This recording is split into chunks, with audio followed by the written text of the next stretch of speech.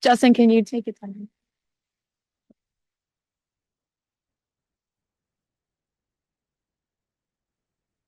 Joe Abdella. Here. Greg Kava. Here. Vicky Ceylon. Stephanie Kolnick. Angela Macarulo. Alex McNaughton. Justin Ongley. Here. Jen Pody. Here. Jane Sargent. Peter Tagley. Mary Weber. Christine Weidig. Thank you very much. So we are going to start our meeting with recognition of our visual art students. So Dr. Ragreed. Thank you. Good evening, everyone. Always a special night at our board meeting when we get to celebrate our wonderful student artists. Students, when I call your names, come on up. I'm going to shake your hand, give you a certificate, and then if you would please stand in front of your artwork, and then we'll be able to celebrate you all, say a few words about your piece. And we're going to start with Mabel Mariano. Mabel is a 7th grader.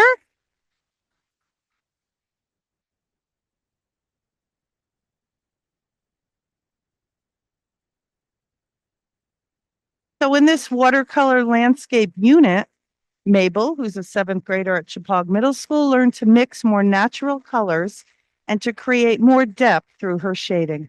Wonderful job, Mabel. We now have Layla Cooperman, 9th grader.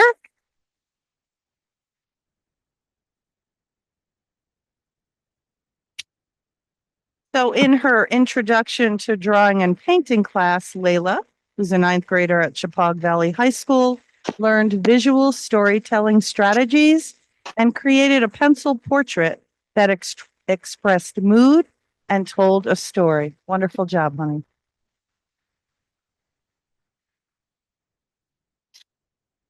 Now we have Cadence O'Keefe, an 11th grade pottery student.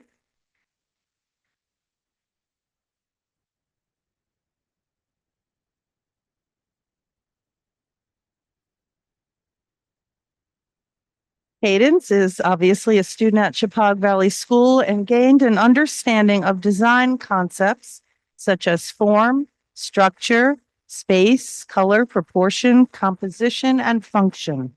She also explored technical skills, processes, and materials involved in creating functional ware using clay. Wonderful job.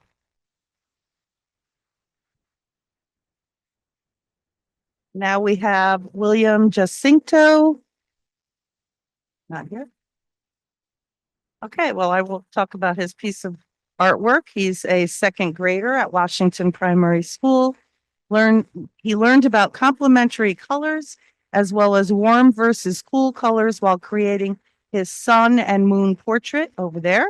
He first painted his portrait with watercolors and then added patterns and details with oil pastels. Great job. We'll celebrate him later if he comes.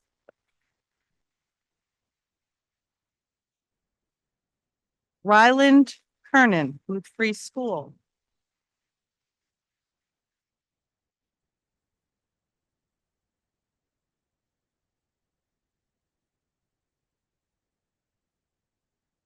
Ryland is a 2nd grader, and she learned about the work of Henri Matisse. He explored complementary colors and used tempera paint to create his own, Matisse-inspired painting. What a wonderful job, honey.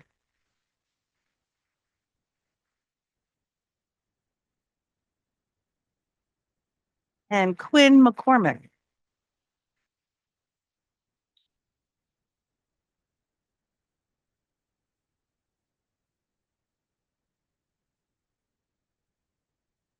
Quinn is a Burnham School kindergartner, and she learned about texture and shape before creating her unique texture monsters with tempera cakes and oil pastels. Beautiful job.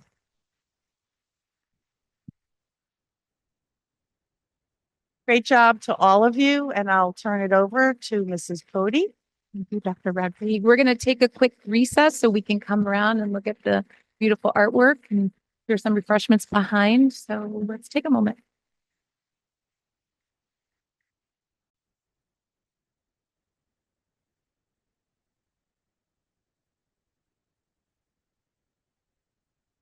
We're going to move on now to public comment on agenda items. Is there anybody who would like to say anything?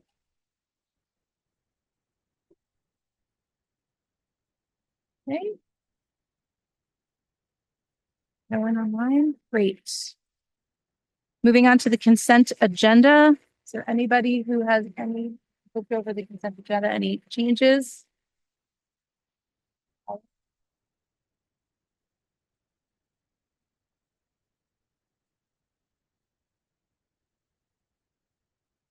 I want to say that I found them to be a very nice read. Um. There was some character in these draft minutes and I really appreciated it. It made it a fun read. Oh, well, thank you so much. I appreciate that. Wonderful. Okay, so moving on to our first presentation for the strategic plan year-end report. Dr. Rodriguez? Then I think you're gonna put that up there on the screen. So, just to let you all know, this is part of, 2 evenings to share, what work has been done and what has been accomplished, as a result of our first year with the Region 12 strategic plan. And I know, the document you were all given, it was in digital format with tabs to various sections as you see, and it, really articulated just a quick review of the development of our plan. But most importantly, in the analysis section, we honed in on the strategic action steps that were implemented in our first year. Year one, if you recall there's a key in there as well, was primarily investigative in nature, meaning we looked at and reviewed our current practices and programs, but we also talked in detail about what gaps we needed to fill or what areas we needed to improve upon related to all of the priorities. And that was powerful learning, family and community engagement, diversity, belonging and well-being, and innovation and delivering value. And as the summary noted, there's a summary there. We really truly did leverage the expertise of our leaders, our staff and members of the Teaching and Learning Council to critically review and assess the commitments that were outlined within each of those 4 priorities. So our team really did a great job, and they looked at future opportunities for students, programs, and services that would improve things like support systems, would foster achievement and enhance social and emotional growth for our students. You each have a copy of the document, but we do have it on screen as you see, and we've highlighted areas that we will refer to this evening. Tonight, you're going to hear from our leadership team. And then on May 19th, you will hear from the Teaching and Learning Council. Everyone took various facets to present the work because we found there was a lot that we really did achieve this year. So I'll turn it over to Carrie and the team.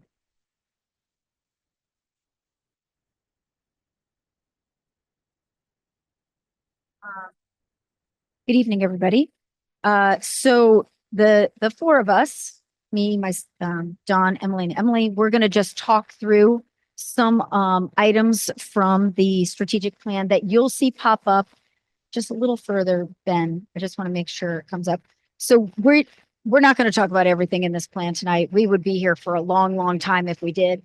But we highlighted in blue up here a couple of items that we're going to talk about within each of the 4 areas, the 4 goal areas, and within the various commitments, just to give you sort of a sense of some of the things that have been going on. We're happy to answer questions about anything you might want to know about, but in the interest of time, we wanted to just sort of point out a few items. And as Lori said, more of these items will be discussed at the May 19th board meeting when the members of the Teaching and the Learning Council come to. So there will be even a second part to the update. I'll start out first. In the, Ben, just go back up to yep, perfect. So I want to talk a little bit about this very first thing you see highlighted here, identifying potential instructional strategies to improve teaching and learning. And it is related to, keep going, Ben, scroll down just a little bit. It's related to focused professional development opportunities for staff. It's related to the district-wide focus we had on learning targets and checking for understanding. And it has led us into what you see down here on the bottom, a plan for next year. So I'm going to talk about all of that at once. This year, over the summer, we decided to zoom in on a couple of instructional strategies that would feel universal to all of our staff. That means no matter what you're teaching, no matter what content area, no matter what grade, you can use learning targets and checking for understanding every day with your students to help them understand what they're learning and help them be judges for themselves about how well they're doing with that learning. So all year at every professional development session this year, we came back to that again and again and had cohorts of teachers meet with each other to zoom in on that. And between professional learning events, they were practicing some of this in their classrooms and then coming back to those professional development days and updating their colleagues that they were grouped with. So that happened all year long, was very successful, and had a great impact on classroom instruction. So we're going to keep it going next year, which is the plan for next year. We're going to keep going on learning targets and checking for understanding, and we're going to add a couple of new choices for teachers who maybe feel ready to move on to something new, or who are interested in going in a new direction. So that's an example of sort of zooming in on a way we're going to get better at instruction, picking out a couple of key strategies that all teachers could benefit from, and how we're going to keep that going so that it doesn't feel like something brand new next year. We're going to continue the work and just build on that. I'm going to step aside because also within this category, there's an update from Emily. So looking at identifying and communicating and making visible models of quality work, we use models to support instruction and let students to apply their new learning skills and reflect on their progress. This was either through writing projects, math problem solvings, and other examples that they might use to display their work and their understanding on model. We also use the work of Ron Berger that inspired teachers to increase their exemplars. So teachers had their own exemplar work, or they used student work that were exemplars to show students and model success. Teachers then implemented a critique style of lessons where students can identify key attributes of quality work. So the center of the critique lesson is either the student work model or a teacher-made model or something from perhaps their textbooks that they're working on. And from that, the students and teacher analyze the piece, and then they progress into sort of what we call an apprenticeship kind of process, where the students begin to use the models to apply those techniques into their own writing. So we especially saw this modeling, priority in reader responses, when they're doing their writing projects and problem solving in math and through their discussions.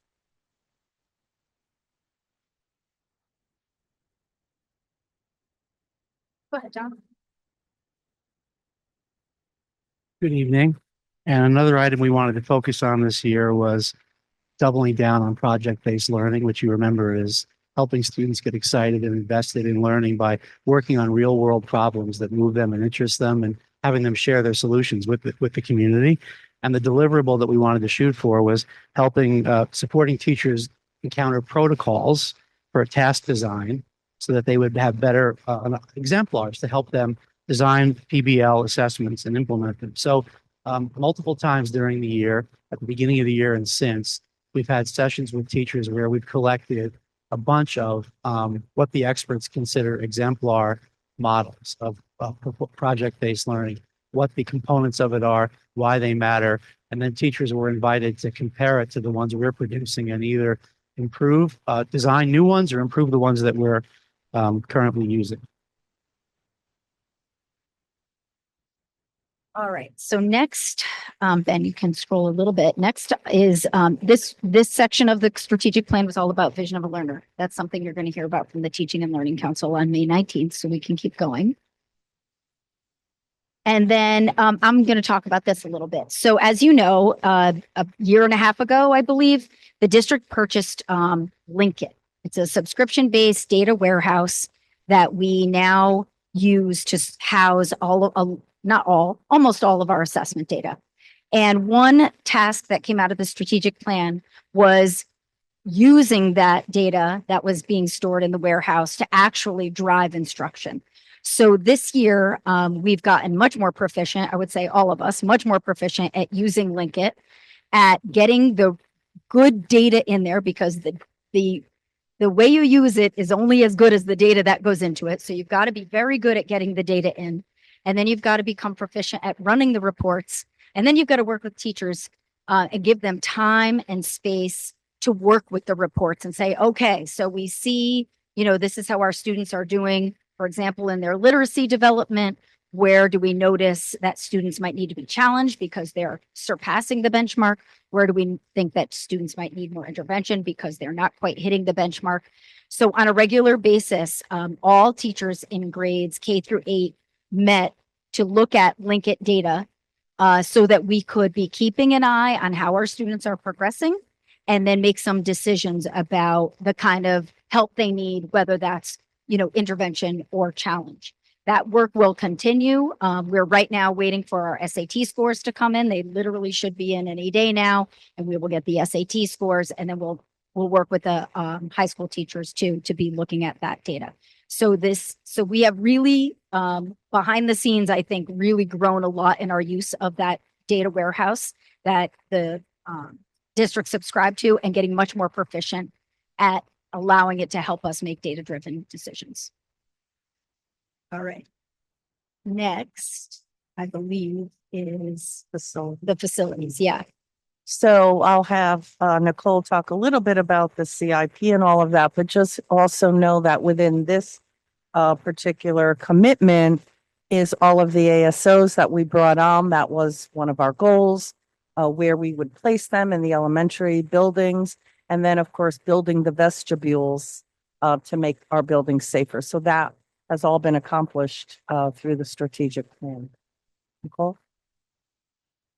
One of the things that we started to do at the beginning of this year was to develop our 5-year capital plan and then continue to improve it.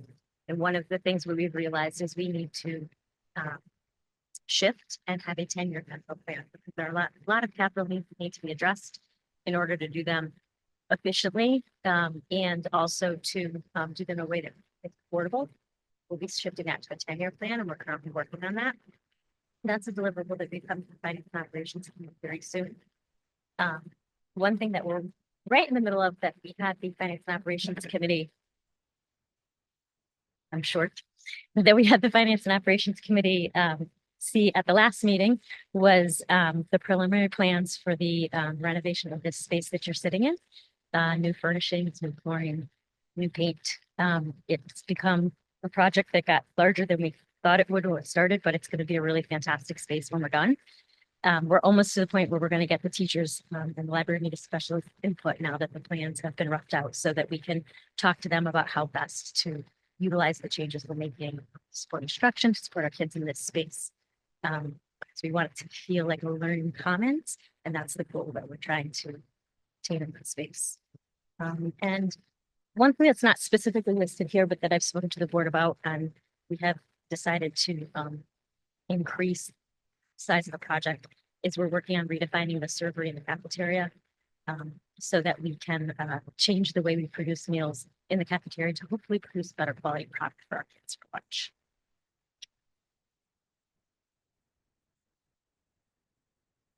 Okay, that was priority one.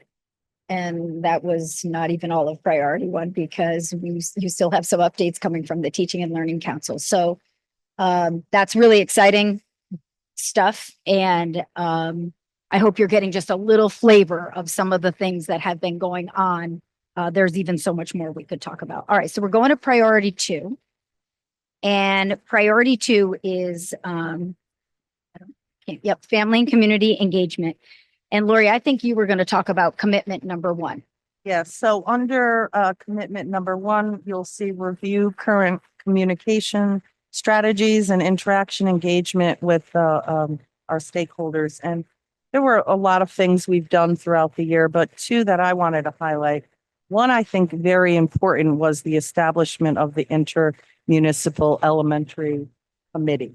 That included selectmen and community members from those towns and staff and leaders on the education side to look at what do we do with our elementary schools moving forward. So that's one, I think, huge accomplishment. Still going, not over, but ongoing. And then the other is just really looking at things that we already have in existence, like our current publications. And there are many that we put out. And we really started to hone in on thematic, making those publications something that people would like to read about our schools. And it's all like this one coming out is related to the strategic plan and innovation. And the one prior to that was priority. I'm sorry. Thank you. Powerful learning.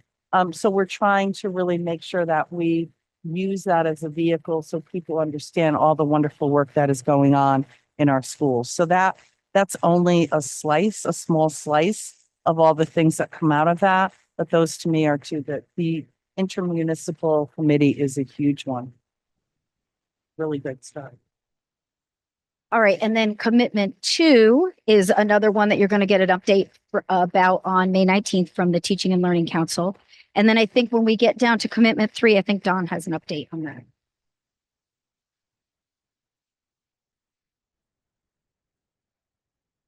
Well, we know that senior project has always been the jewel in our crown here for a very long time.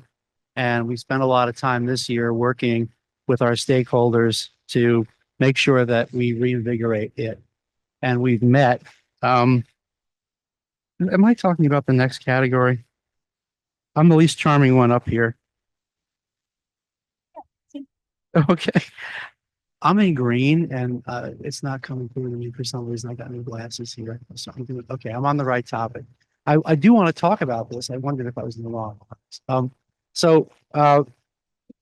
Having those discussions helped us re-examine where we're going, where we've been, and where we're going with senior project to make it relevant and important still to our kids in this time and place.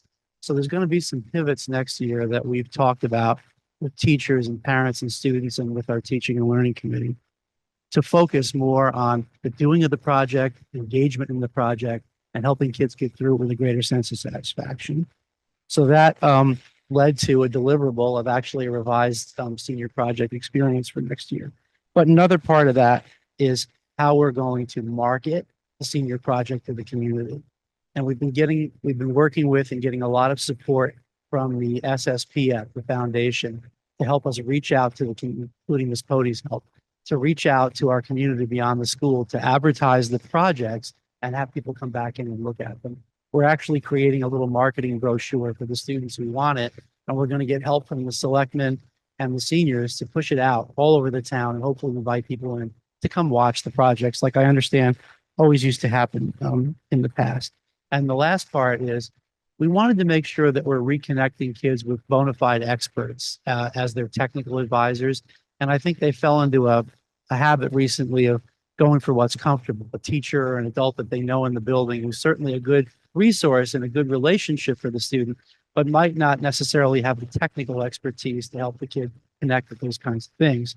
So the first thing we did was when we had parents in the building, we asked them to fill out a form telling us about their zone of expertise and whether they'd be willing to share it with students in senior project. And we've shared that with the kids and the teachers.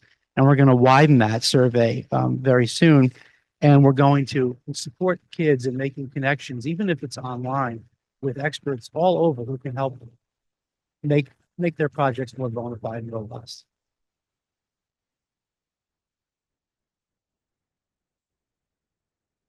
Okay, moving along to priority number 3, diversity, belonging, and well-being. Don, come right back because you're you and then Emily. Now, we've been looking at climate data for a while, and we want to make sure that the school is a place of inclusion, a place where everyone feels loved and belonged, and that work is ongoing. And one of the things that happened here this year that is going to help that forward is we hosted the Berkshire League Climate Summit. And that is to the credit of the combined group of assistant principals who liaise with each other in the Berkshire League. And they all talked and planned this event where all the schools in the league came here. Each school brought about 15 kids with them. And first they heard a big keynote address in our auditorium by a woman who's a veteran of the Marine Corps and an educational leader. And she spoke about leadership and education and belonging. And then every school, including our own, designed several breakout groups that students could choose to attend. Our link crew helped put those together, and our link crew helped do the icebreakers to connect everybody to each other with the support of Mr. Stinson. And then in those breakout groups, they were able to choose sessions about diversity, inclusion, belonging, leadership, those kinds of things. And everybody reported that it was a really good day and gave us, and I think our sister schools, a lot of good ideas about how to improve climate.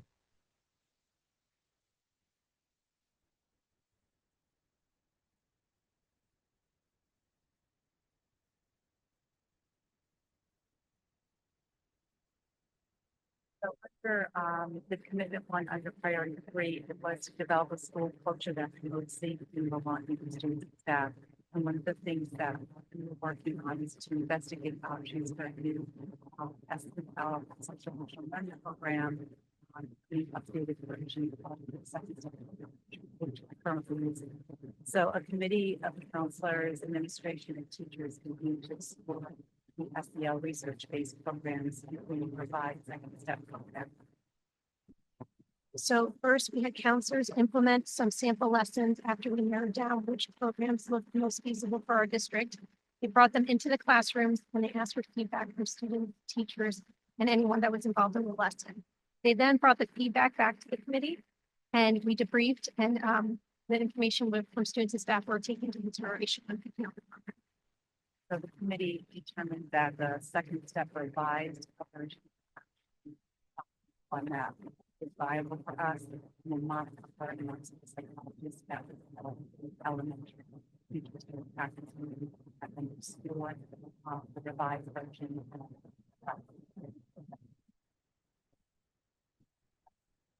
Fast research goes program and also So going with that, just climate, adding on to what Don was talking about a little while ago, we do have administer and analyze the school climate surveys with students, staff, and parents in the fall and the spring. And Emily and I both did that. All of our schools, we met with staff. We received some feedback. Some examples was there's so much to do, and we feel like there's not enough time in the day. So we've done little things within our building just to make teachers feel like we value their time. Because we wish we could give them all the money in the world and all the vacation time as they want, and so Emily has done some things to support our teachers. For example, instead of buying a mug for Christmas, I offered 20 minutes to cover your class, whenever you want, whenever you need. And so teachers were very grateful because it's definitely something that they needed. for us, like, our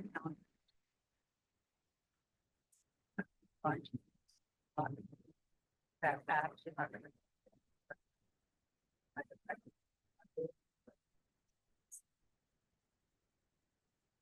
Then we also listened to the parents' feedback that they felt like, which I'm sure most of you as parents can relate to, is your child comes home from school. Oh, what did you learn about today? Nothing.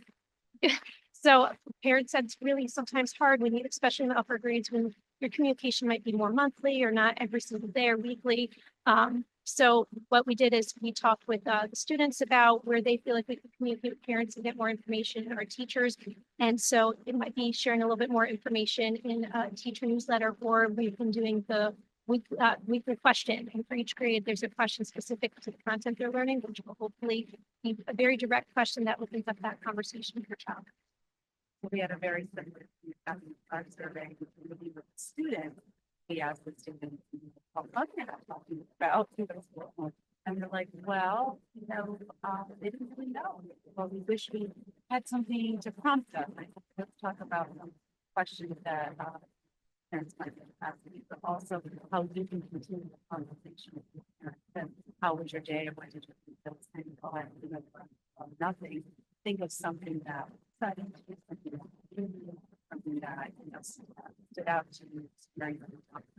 So they sort of made that The other thing too that came through was, there was, sort of concern about both mindset where had a discussion about how much effort that they put. But I think it's about the question of actually then, can they put forth effort or are they giving enough effort? I'm giving all the effort I can give. Can I give any more? So the question is, do you believe you have potential to give effort? Not necessarily to have all the effort for asking them to go positive effort. So just little things like that will clarify for them. And I think that they help with the certain language to answer the questions on this. And there was a lot of other things, students voiced, recess might be tough for them because, just initiating things with trends. So maybe more materials were purchased for recess to just really help kind of focus that play into the structured activity. So there was a lot that came out of the surveys and looking forward to continue.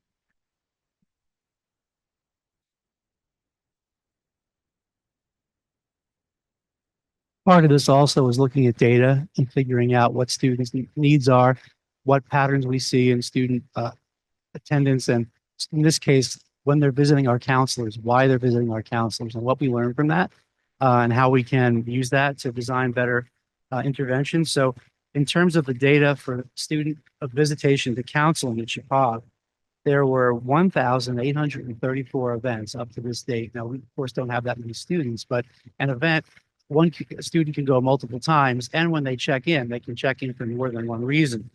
And they're asked when they check in, what the reason is for the visit. So of those events, 540 of them fell under the category of academic plan, the general category the counselors created, academic planning, schedule planning, general questions or scholarships.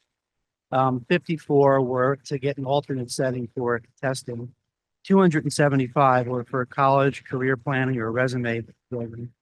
And then there's a category for students who feel certain kinds of stress in the moment, whether it's anxiety, panic attack, need de-escalation, stress, or reviewing 504 supports for any of those challenges.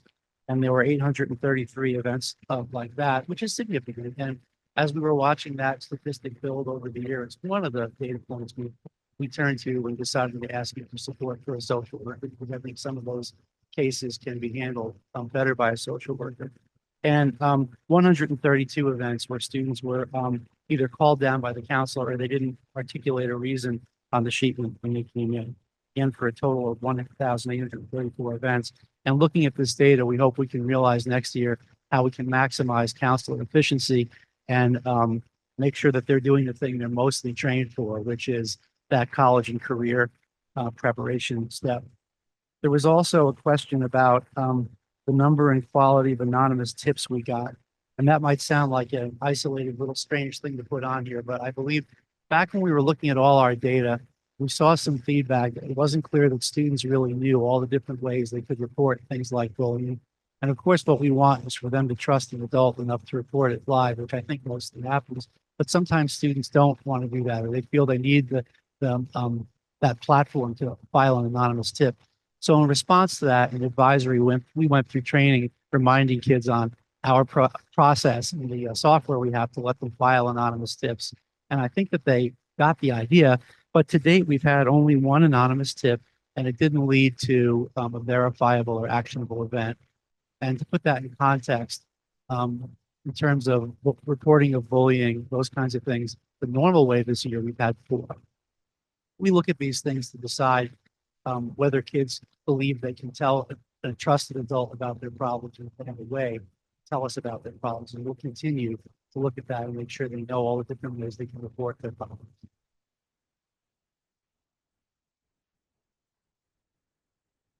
So moving up to commitment 3. Yeah. Dr. Gregory.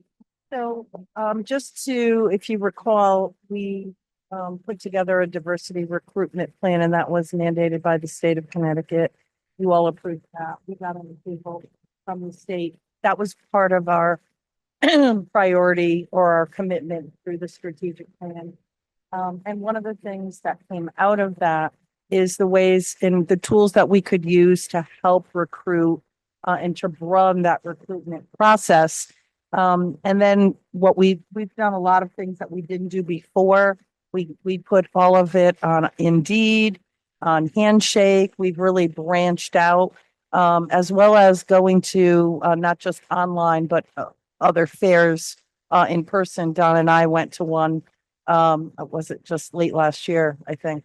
And so, those are just some of the things that we've done to really start to, kind of make it, larger and broader in scope than we have before. We also post in, universities around the state. And that has helped a lot. We've gotten, some employees coming from those actions that we've taken.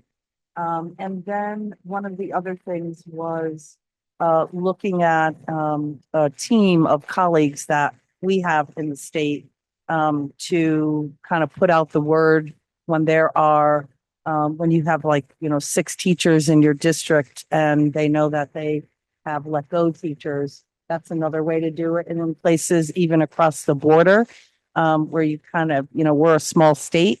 It's better to go out and look at, other states as well. That was another thing that we, do now that we didn't do before. So there is a litany of things that we've done to really try to widen that, that scope that we have in hiring, as part of that. I think that was it, for that. All right. And finally, we're coming to priority number 4, which is innovation and delivering value. Commitment 1 of priority 4 is set for a year 2 start. So we're leaving that off the update for tonight. But we'll take a look at commitment number 2. And there are some things on here that the Teaching and Learning Council are going to update you on May 19th. But both Emily and Don have updates.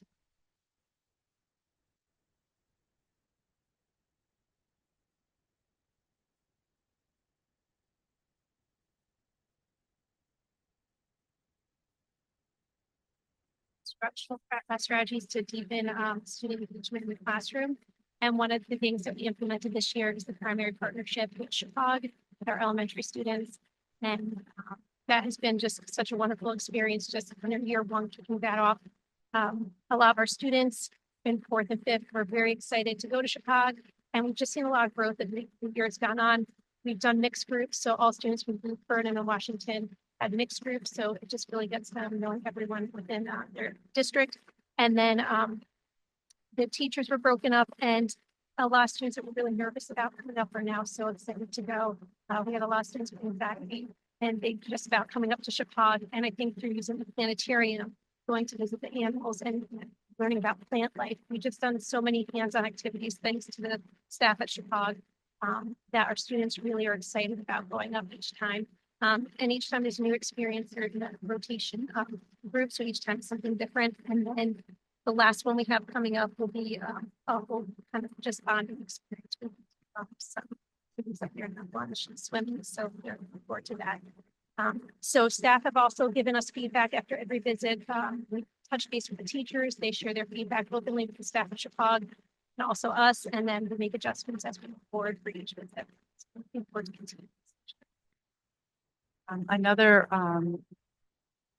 program that we all participate in, all K-5 students, was the Galapagos residency. And this was with students. They were able to use movement and improvisation to interpret a Native American story. We are incredibly grateful to the Northwest Connecticut Community Foundation and the town of Washington for sponsoring this program, and to the Galapagos program for offering this experience. It's very unique to the students. They all enjoyed it. They were fully engaged, had the opportunity to invite parents to come, and they also included them in the process. But I think the highlight of this is not only the creativity, but the interpretation of the story and knowing the story elements, and then using movement to communicate that story to an audience with really, very little sound. It's just all movement, and it's pretty incredible. And I think the students enjoyed it, but they also had to communicate with one of each other's grade levels. It's like a cross grade level experience. So when they came in, other grade level had it know when to complement their movements. So it's really great. So thank you so much for those.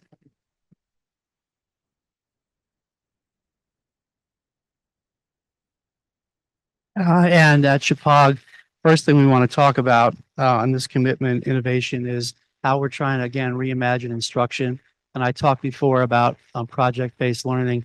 And if I list one or two, I run the risk of annoying or offending all the people that I don't mention. But Steep Rock sure is a good choice for to get across what we're trying to do. And in that, our sixth graders are working with a team of teachers to actually get out in the community and have an experience that's rooted in science and literature and history and the outdoors. And they're going to develop an actual guidebook, like a trail guidebook for Steep Rock that people are going to use. So the reason that this is sort of on the poster is it's a real world problem. Students are learning by the doing of solving the problem. And the product is going to be consumed by people beyond the walls of the school. That's the gold standard that we're aiming for. And that's going on in our classes, and that's a wonderful thing. And then the other thing is we're continuing to try to move forward with the opportunity that the College and Career Accelerator provides for our students. The students who did it this year had a good year. We're still in the pilot phase. The participant amount is still small. We had at the front end of the year 4 students who wanted to be in the pilot. They all reported a good experience, but 2 reported that the bus ride was too onerous to Torrington. So 2 remain. Now, but for those 2, it sounds small, but don't let that occlude how mighty it is. For those 2, they are going to get a certificate in computer-aided drafting and 9 college credits. And we think that as we go forward, we'll find more opportunities within our current resources to run some of these classes here on our campus, which I think will raise interest, or find partnerships with local schools who are closer that will cut down on that bus ride. And we'll probably offer some more pathways beyond just the computer design one that will help kids get involved in that. So I expect more to come on that, but it is an example of how we're trying to improve the experience of our kids by giving them more choice and more opportunity.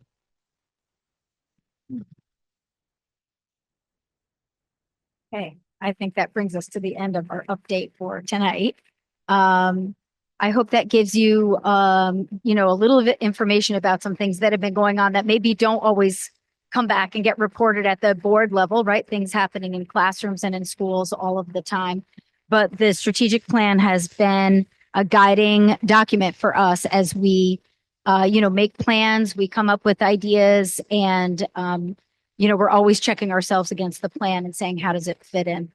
I'm happy to take any questions, but I know we've got more presentations.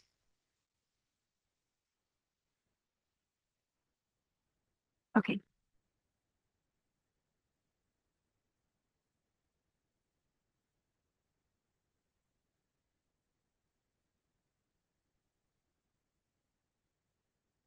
As you were going through the plan, did you run across anything that you would change or that you felt maybe you could have done differently? I do think we had a lot of conversations clarifying some of the commitments and really talking with our team of administrators as well as the teachers who were, especially those on the Teaching and Learning Council who worked on some of this, and really thought, well, what do we think they meant by that? And how can we take this more broad statement and take action on it? Well, sometimes we had to be a little more specific. So I think you'll learn a little about some of those decisions when the Teaching and Learning Council come on May 19th. I also think we changed Portrait of a Graduate to Vision of a Learner. That was one change that we made. There are some items in here that I don't know that were necessarily part of the plan at the beginning, but we realized, like, wow, this is a great thing we're doing it, and it fits right in with our strategic plan. So they've been added. I wouldn't say too much, but here and there, a few little things. Lori. I was just gonna say, it's a living document. It's a living document. Yes. Thank you. Well, and it is, and can I just add to that, because we were talking a lot about technology that you don't see as a special category. We went back and forth about that. And now there's a subcommittee working on AI, how that will, play a role. So we haven't left it out. It's a strategy, it's a tool.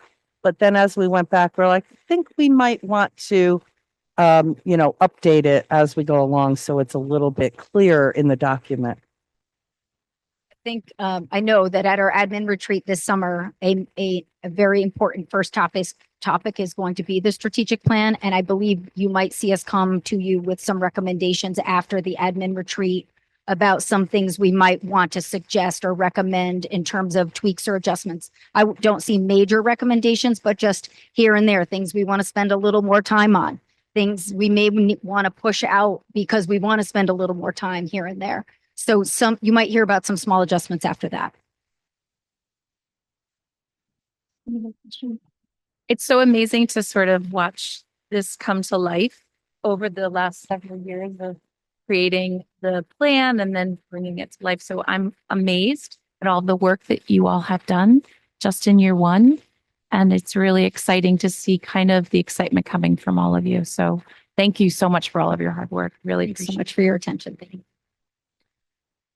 it. Allie, please. I'm here to talk about the department goal. Well, it's a collaboration of special educators, related service staff, and myself. Every year, teachers and administrators set goals for the year, and over the years, I've had some teammates as I've done other goals. I've had some of my friends from Chippewa join me in our work, and through the course of I think last year's conversations, it started to sort of give me an idea about what I'd like to do. And then, of course, the strategic plan with Power for Learning sort of led into a sort of a perfect fit for this work. So, Ben, do you want to go to the next page? So this is my team. So I have 2 school psychologists, 6 special ed teachers from Chippewa. We have 9 teachers here at Chippewa. The other teachers have a very valuable goal. They're working with our 11th and 12th graders, and we're working very hard to work with them on their transition to life after Chippewa. So as much as we would enjoy their efforts on this goal, they had other things to do this year that I found equally important. But that is the team that's working on it. And I think our question really became, how do we not only meet the complex needs of our students, but also help everyone thrive?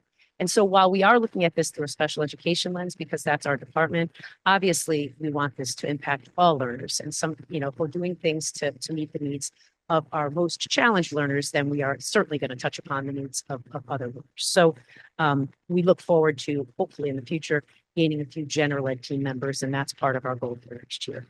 But what we do know and what we thought about was the greatest impact on student achievement is effective teaching. And we do know that our students' needs, academic and social emotional, have seemed to grow in complexity over the past few years. And we know that we're working on powerful learning as part of our Chippewa community. Perfect. So looking at that, we developed a 3-year goal to ensure that all our team members here at Chippewa, general ed and special education, have the training, supports, tools, resources that they need to engage in powerful learning for all students, particularly for, but not limited to, our special ed population. So this year was a bit exploratory because we weren't exactly sure what we thought our general ed colleagues needed. So there were some action steps that we took as the group took upon us and sort of divvied up the duties. But we met with teachers, counselors, general ed and special ed teachers to understand what they felt they needed to sort of bridge the gap or bridge the divide of where students are coming in now, what challenges they're facing, and equipping the teachers to be more prepared for that work. So we met at the special ed department meeting level. We met with the middle school grade level meetings. We met at our department leader or our instructional leader met with the leaders of the high school to garner some information. And what we learned was that certainly they're looking for more professional development around differentiation, assistive technology tools that we have, but also what other tools are out there to aid in supporting students. We learned that they would like more resources, more leveled books, more perhaps assistive technology, more hardware, perhaps more software. They're looking at more specific student instruction or information. So we meet every year. Our special education staff at the start of every year meets with our general ed colleagues to share information about each student so that the general ed staff are prepared to implement accommodations that are part of students' plans. That gets done every year. But it is at the start of the year a very packed time. And so we understood that we needed to look at the way we're sharing data.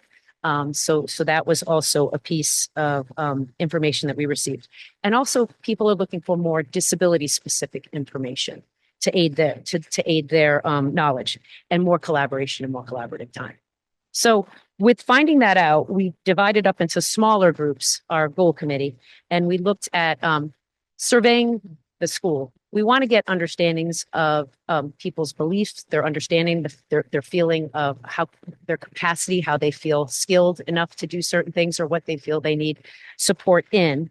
A group of us decided to work together on just disability information. How do we get information, knowing that lots of information goes out at the start of every school year? How do we get information about specific disabilities, particularly the ones that are more present in our population of students? How do we get that information out? We're still grappling a little bit with, we know what we want to do, but we're not sure exactly the right way to do it, understanding that information overload also isn't super great either, but we're working on that. I'll talk a little bit more about that. And we also wanted, a group of us wanted to work on things we want people to notice. We called them concerning behaviors. Not that there's anything wrong with the behaviors, just things we should pay attention to, because these changes in students may signify something much larger that we need to get ahead of before we have to react to it. So we divided into those committees to do that work. And we've also, that survey that we developed has been administered right before the vacation, and that group is continuing to look at the data related to what they've received on that. But some of the deliverables that came out of those sort of conversations, we came up with a student profile summary. So each year we share accommodation forms with teachers about what teachers should be doing to support general eds, to support special ed students' participation in the general ed curriculum. So this year we developed a form that hopefully is going to gain, hopefully is going to allow for people not to be overwhelmed with how many students they're hearing about those first couple of days. So we came up with a form that we developed that has not only the challenges that student faces and the goals and the objectives, but also their strengths, their interests, strategies that work for them. And we're doing that right now with the current teachers, special ed teachers they have, because here at Chapag, each grade level, a student is assigned a new case manager. Some people may say, well, then you don't know the student as well each year, but each case manager works at every grade level and becomes an expert in that grade level. So we see the value of that. But this form hopefully will be able to inform not only the general ed staff, but also the new case manager that will be taking over for the students. So we've developed a student profile summary, and the teachers have been diligently working on their caseload of students right now to have those ready for the end of the year. So at the start of the year, that can be disseminated along with the conversations that we're having with teachers.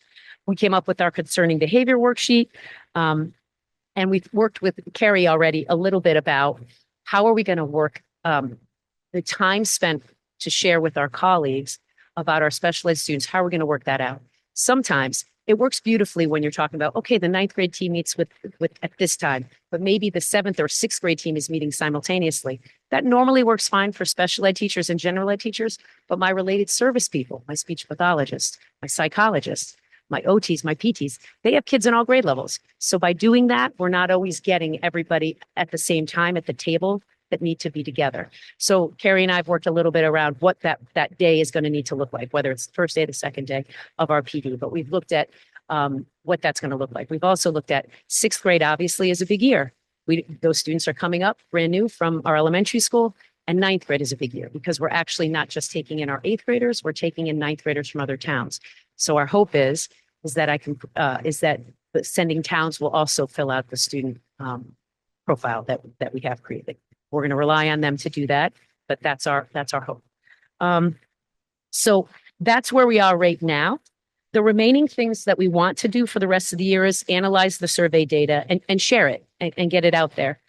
Because some of our work will need to start looking at what people need, yes, and what they believe in as far as how we work together and how we can work better together. We want to determine next steps with the identified needed training. So how do we figure out who is going to do some training for us? Do we have capacity within to do it? Do we have to go to specialists on the outside? And we're going to coordinate with Carrie and the high school principal for PD opportunities and schedules, understanding that all this PD won't happen at the very start of the year next year, but we do have half days, we do have staff meetings. So understanding that we're going to have to be systematic because there's so much to do. It's not just this. I'm going to have to allocate some grant resources for the necessary professional development that we think that the teams think they need. We're still working on strategizing the best way to handle the way we're going to share information about disabilities is through infographics. Some of my teachers that have a real interest and passion for technology and making things look pretty and simple and concise are working on that. We're trying to figure out, is it best to have that like 5 or 10 minutes at department meetings or 5 or 10 minutes at a faculty meeting, or do we actually have a document, or do we put out a newsletter monthly, or do we put out a Google Classroom where we say, here are all these resources?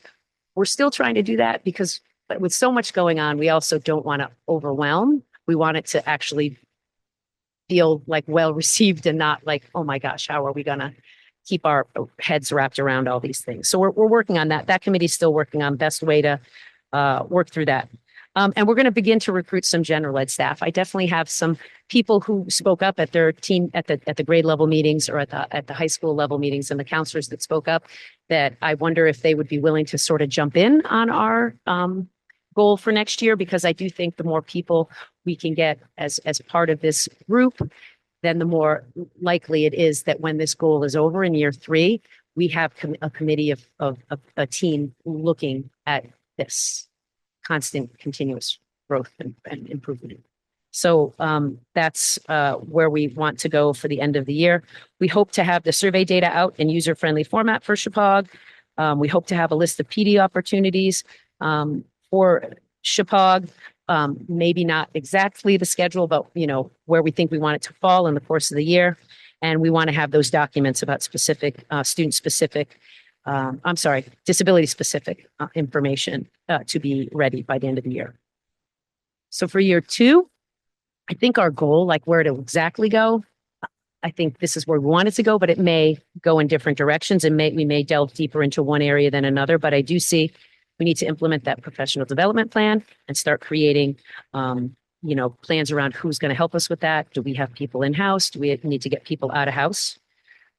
We're going to allocate those resources to support the indicated needs, assistive technology, materials, equipment, hardware, software. Get those general ed teammates, share information with families about the goal, and ask for their support around the goal, and maybe give them ways they can support the goal. And we have some beginning ideas about that. As we created our concerning behaviors worksheet, we wondered about how it likely would be good to not only share with teachers, but parents to be aware of these things and to alert us to things they're noticing at home if we're not noticing it here. Many of our students that have challenges are a little bit of internalizers, where they're not always necessarily showing us their behaviors, but just struggling with them within. And so garnering parent, family help is an important piece of the goal. And then finally, get student voice, right? Obtain their voice. What kind of things do you need to meet expectations? What is missing here? So that's what our hope is for next year, to grow this a little bit, to make sure families and students are involved.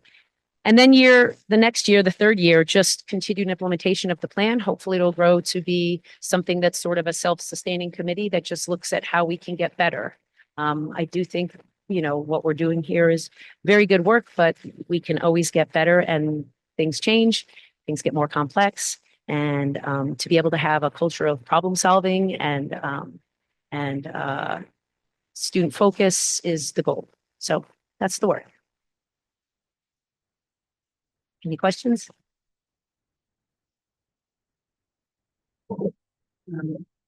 Thank you for that. I love all the work that we're doing around this program. We're kind of known throughout the state as having such a particularly wonderful special ed program. So I love that we're continually working and thinking about ways to include. I want to echo how excited I am about you including gen ed teachers and how important that is. Mm-hmm. Kind of something that we've learned through education over the last few years is how generally what's good for neurodiverse students is good for everybody, our neurotypical students as well. So meeting the needs of those complex learners from special ed and adding that to the gen ed teachers ability to provide neuro-affirming classroom strategies. I think it's going to be really important and helpful. Yep. While this presentation was focused on Chippewa, is there something different for Well, so the elementary? So my goal is just around Chicago right now. The largest population of special education students is here because we're 6 through 12.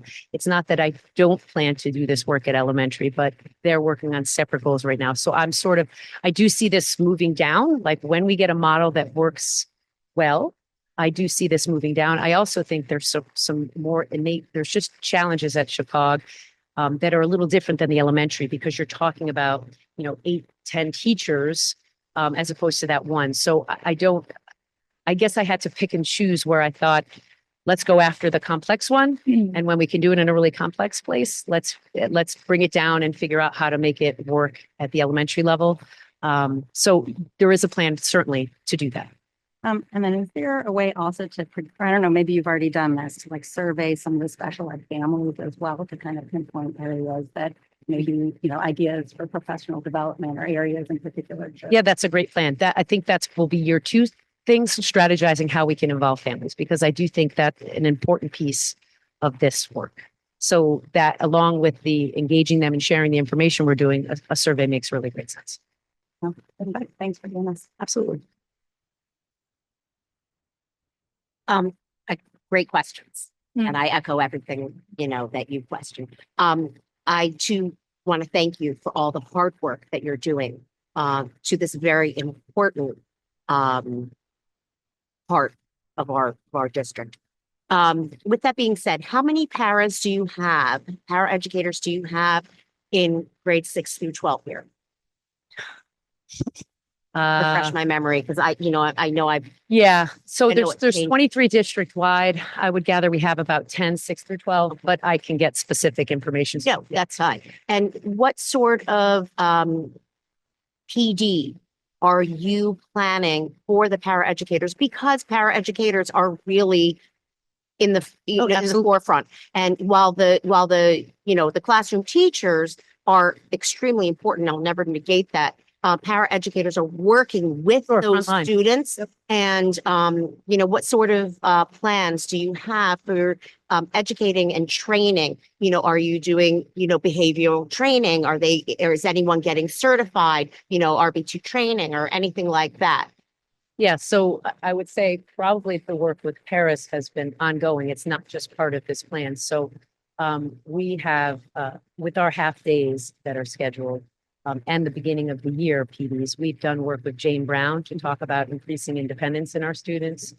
We've done work with ESS to talk about disability specific information like autism and we had Jeremy Farrelland to talk about autism as well to our paraprofessionals, along with ESS presenters to talk a little bit more about sort of strategies and characteristics and tools.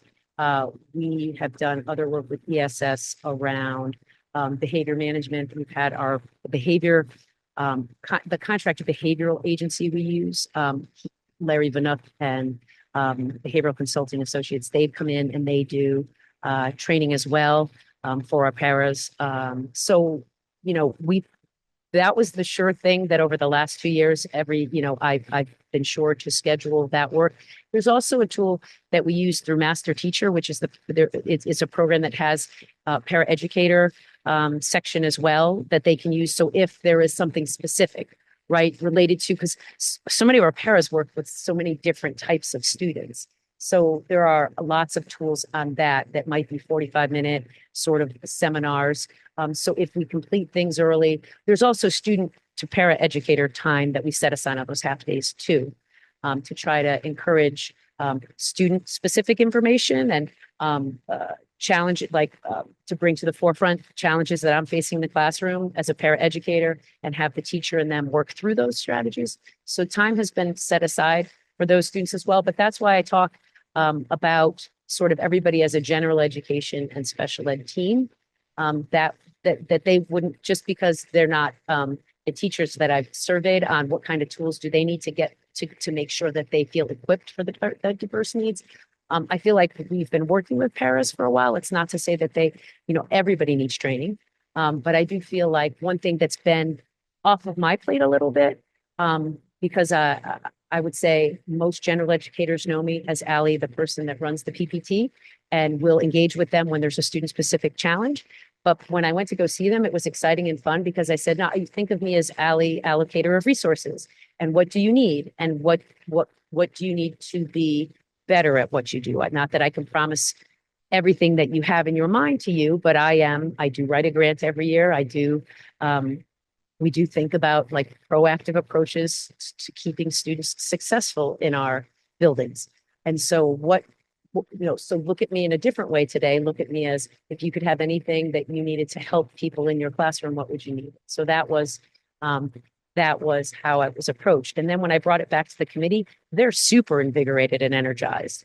The teachers right now, my special ed team, not just teachers, the psychologists, they were really excited with, oh, they need that. I bet you I could do this. Or yeah, you're right. The way we do it is sort of, it's short at the beginning of the year. And not only that, we have a lot going on at the beginning of the year. Maybe we can memorialize something a little bit better. So it's sort of given like, oh, that's simple. We can get that out. We can share that. That's an easy fix. And then there are harder fixes, so we decided to try to meet the easy fixes this year. So you need more student specific information, piece of cake. We can do it this way. You need more training, a little bit more complicated. But how do we get that?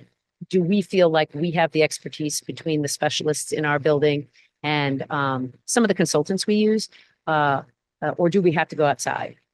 So doing that kind of things, those are a little bit more complicated. But the people in the goal group were really excited. And I think I felt when I was meeting with the grade level teams, there was an excitement for them as well that,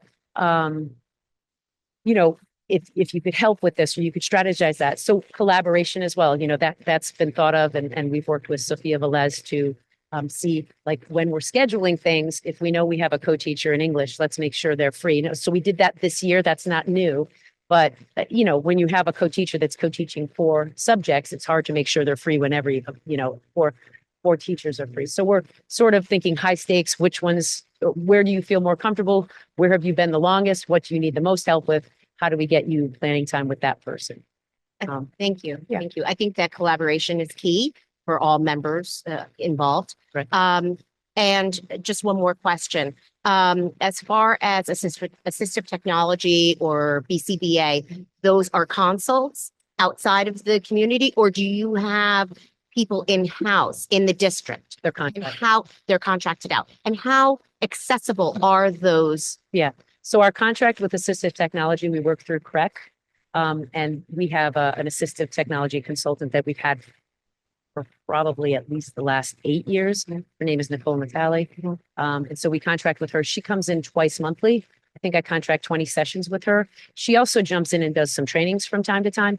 So last year she met with the senior class with Mrs. Davies, just to say, I know you're leaving us, but here are tools that are universal that are out there that you can use in college. So we have Nicole, she's been here for years and I contract with her 20 times a year, but I've also added days for her to come and do PD. She's jumped into some of our half-day PDs for the paras. She's done some assistive technology training with them as well. Our behaviorist is also contracted. And so the behaviorist can work with us we can go more than 10 hours a week, but normally 10 hours a week has sufficed. I can go above and beyond with the contract to have him come in and do some trainings, which we have done.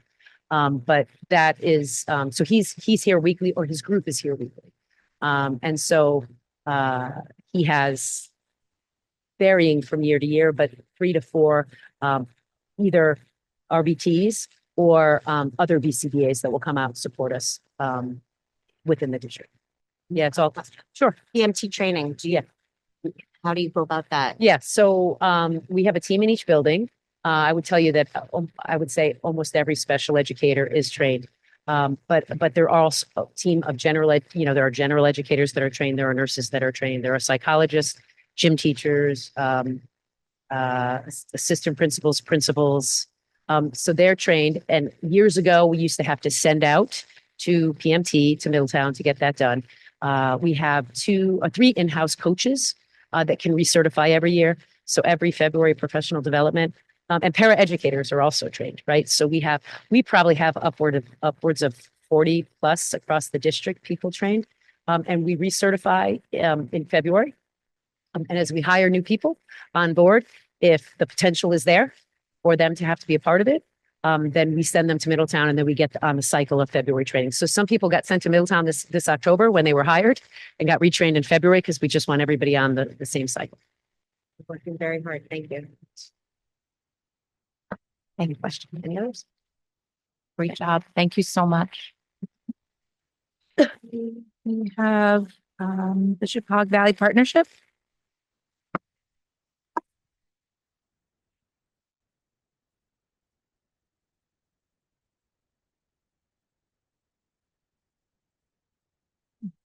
Hello.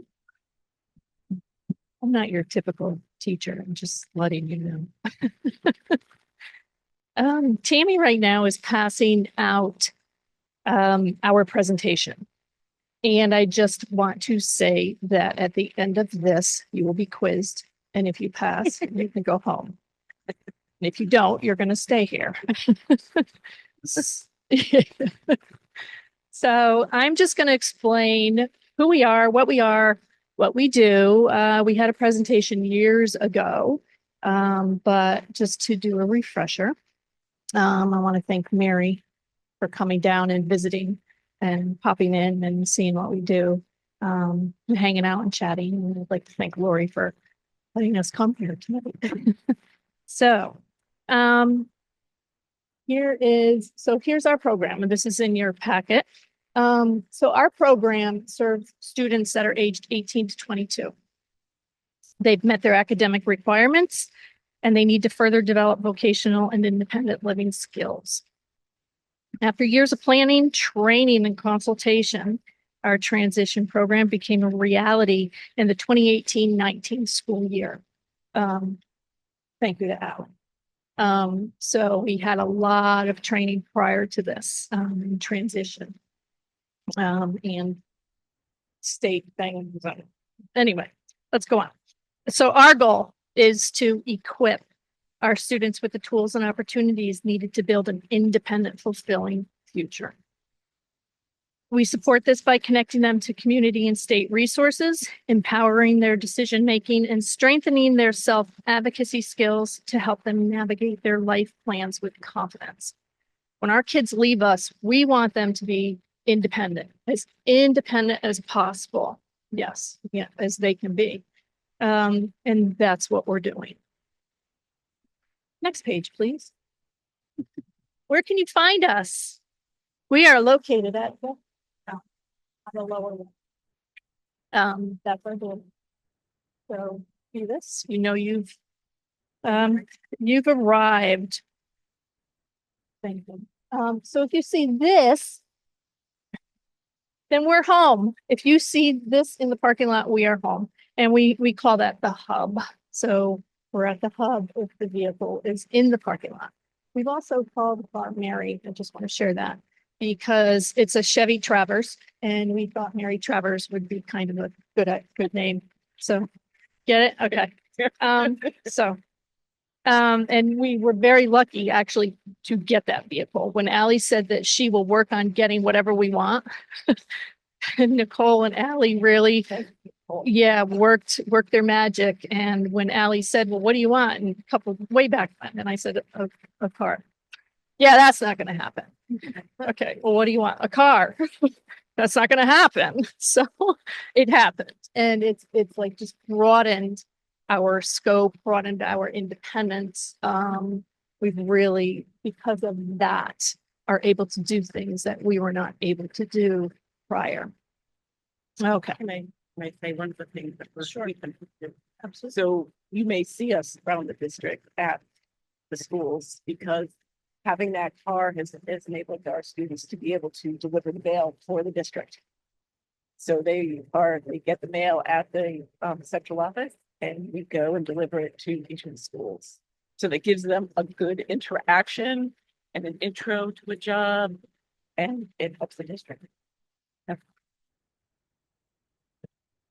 Building lifelong learning. Some things that we work on, daily living and planning. For example, what's the weather like?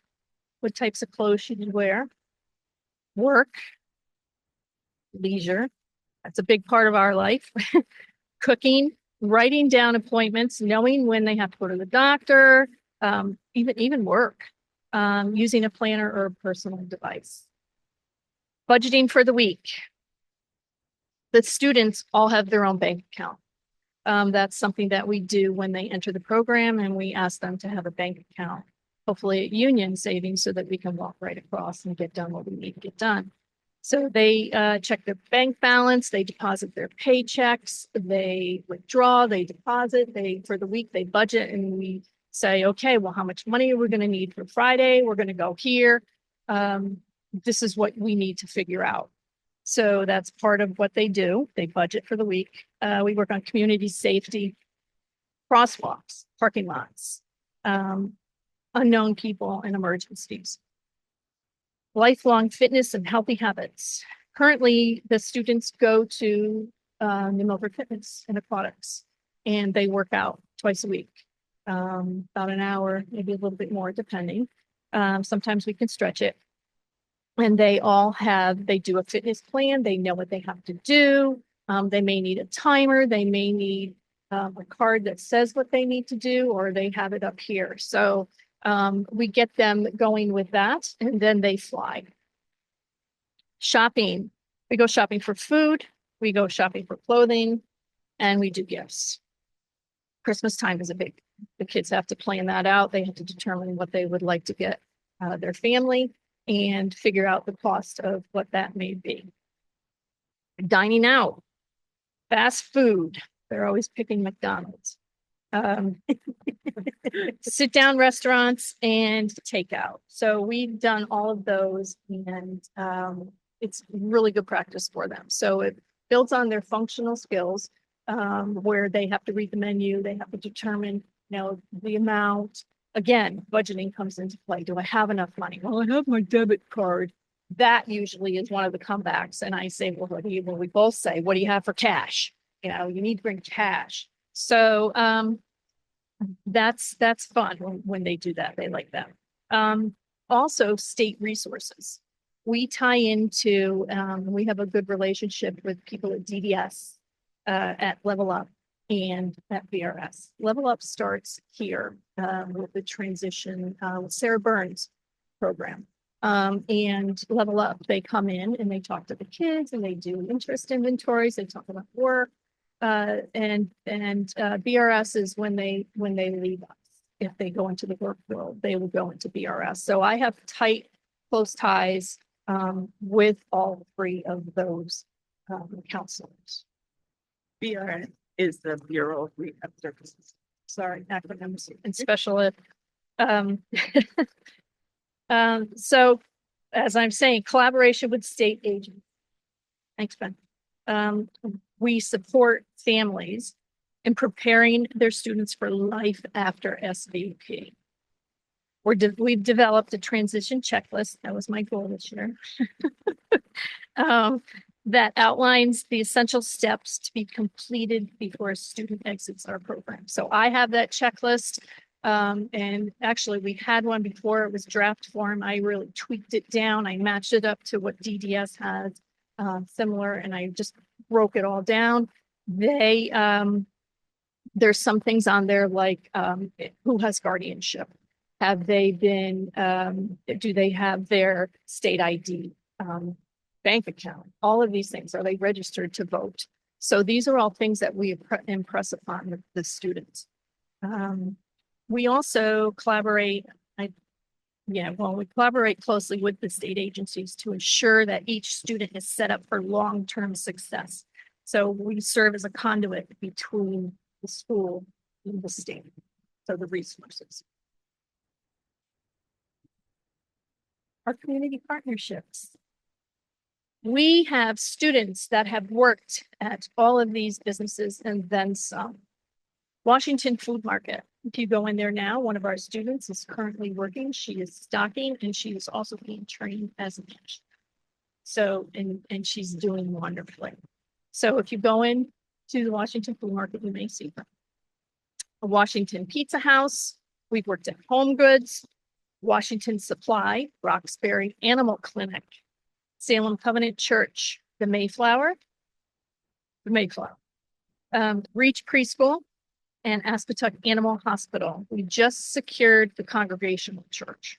So we have to go up and set up a plan for that. I just want to say a quick thing about our partnerships. So when we set up to work at Salem Covenant Church, I talked with at the time Pastor Linda was the pastor who just recently retired. When I sat and I talked with her, before she knew the name of our program, she or didn't really realize the name, she said, well, this is going to make a wonderful partnership. And I was like, okay, this was meant to be. Yeah. And it has been a great partnership. Miss her very much now that she's retired, but it's still a wonderful, wonderful place for our students. So when they go to work, they get paid. So they get paid like everybody else out there, which is amazing because a lot of transition programs pay like $4. So Allie has been really good about that and she's aware that the kids, hey, they're going out to work, like anyone else, they get minimum wage. They have to fill out a timesheet. They have to add up their hours. They have to ask the job coach, us, to sign it. And then they sign it and then it gets submitted to Allie so that they get it. So it's just like working a real job. If they're out that day, they need to call. They need to call the business and they tell them that they won't. If they're going to be a little late, they need to call. If they have something planned prior to, they need to let them know ahead of time. So just like a real job. I just had a kind of, next slide then. Thank you. I just kind of had to toot our horn about this because I'm sure a lot of you have not heard about this, but back in 2021, after COVID, Subaru has this, it's called the Love Project. And we were a recipient of all of these backpacks right here. And what they did was it's a campaign where they focus on giving back to the community. And one of those areas is education. So, got in contact with me. It said, I need to know what your kids need. What do they need? What could they use? And my first thought was, well, we had talked about it. We brainstormed and we thought, wouldn't it be nice if they had a backpack that they could take to work? So they could put everything in it. They could put their water bottle, their lunch, whatever they needed. So they ended up putting in, for example, there was a calculator, there was writing utensils, there was an apron. So when they were cooking, there was a word search book with writing bars, there was water bottles, there was a comb and brush, deodorant, word search for like leisure time stuff. Yeah. So it was really cool. So we got 4 of those backpacks. And we still have some left actually. All right, interested the future students. So here's some of our community-based work experiences. Conducting and with an introduction to marketing. Next slide, please. Thank you. Community-based instruction. So our instruction takes place in the community. Yes, we do stuff at the hub. However, most of it is out. We're out. So one of our students had to find spices for one of the recipes we were doing. So we were shopping, going to the bank, putting in the debit card, getting the balance, checking it out, and then going into just local businesses and seeing what they have to offer. So lots of pictures here. I was like, I'll just cram them all on. So community outing. We've done so many different things. We like to be outside a lot. So we try to do a lot of hiking when it gets nice. We'll take the kids, we'll take them hiking, with that focus on fitness and being healthy. So, a lot of very good. There's field. I don't know if any one of you have been to that. It's really cool. It's really cool. We did eagle watching at the observatory, bowling with Bethel transition. So we met up with other transition programs. This is Christmas, obviously. popcorn. She's pretty excited. Hibachi. They love her.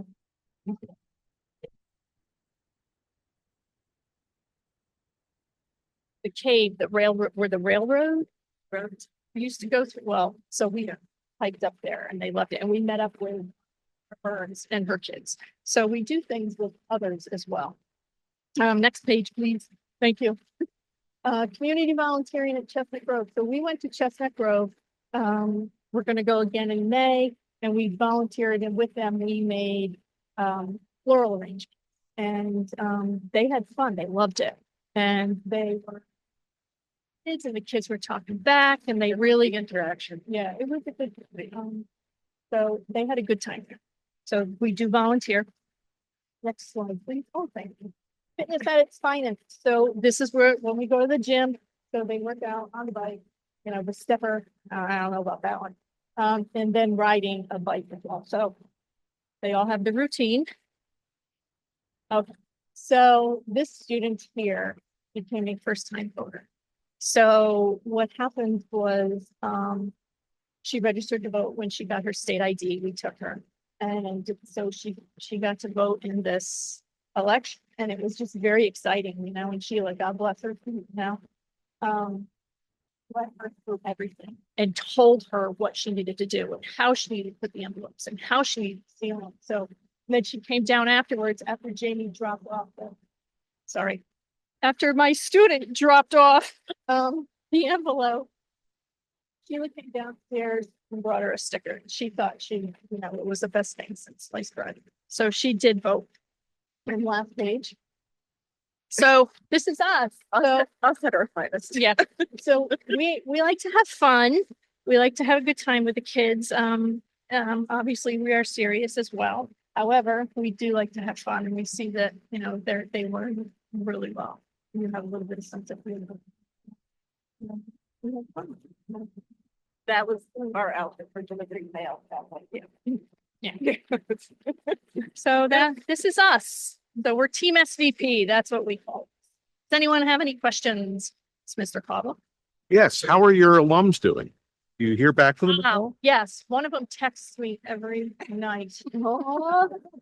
Every night. Oh, not that one. One texts me a lot too. Yeah. Yes, yeah. So I've reached out to them, like during their birthdays.